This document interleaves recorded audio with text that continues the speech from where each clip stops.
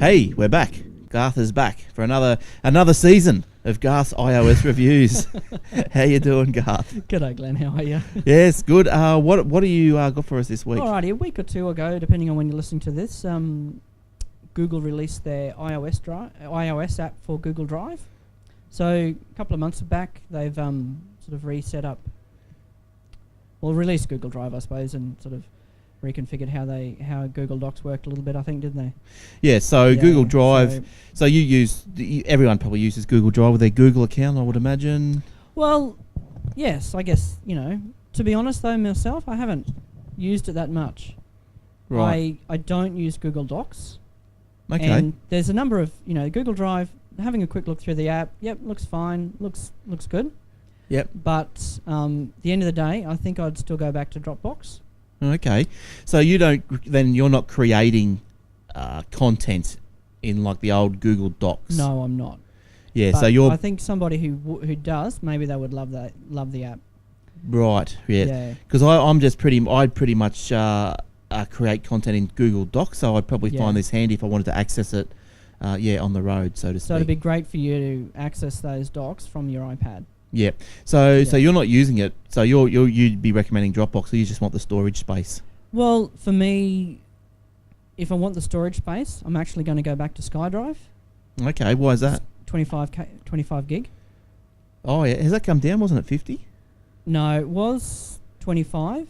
Yep. In the old days, and then it went to 7.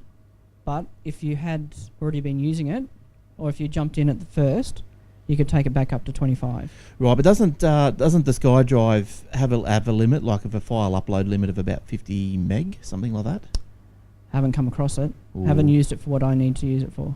Okay, yeah, I think it's got a limit. Say, like you couldn't 50. upload a 100 meg document or file. Yeah. I think that's so that maybe just suss that out. And so Google Drive. So all of these fellas now have their apps for iOS. So Google Drive was the last one to come along, I think, in terms of having an iOS app.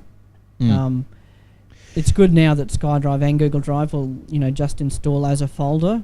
You don't have to worry about using one of those services like you used to before. Yep. To map them as a drive. So either on Windows or Mac, you can map them as a drive, and in that way, they're great, just cloud storage. So Google Drive version 1.01. 1.01, yeah. Yep, so the first version released 28th of June 2012. For the iPhone, iPod Touch, iPad, requires iOS 5 or later. Yeah. Good stuff.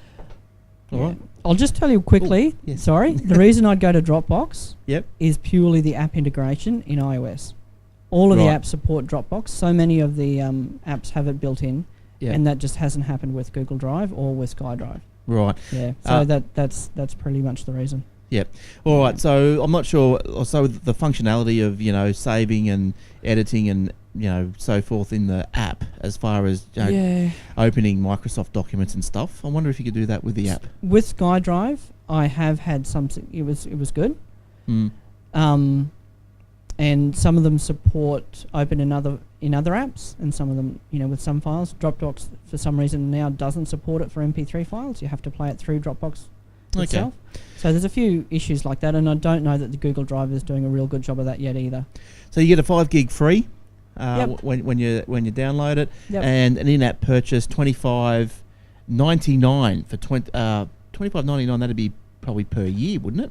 That'd be per year. Yeah, for 25 gig of storage. Yeah. So that's another online cloud storage system, and or if you want to use it that way, or just go and you can sync it all up with your old Google docs. documents. Exactly. That's right. Thanks, Garth. Thank you. See you next week.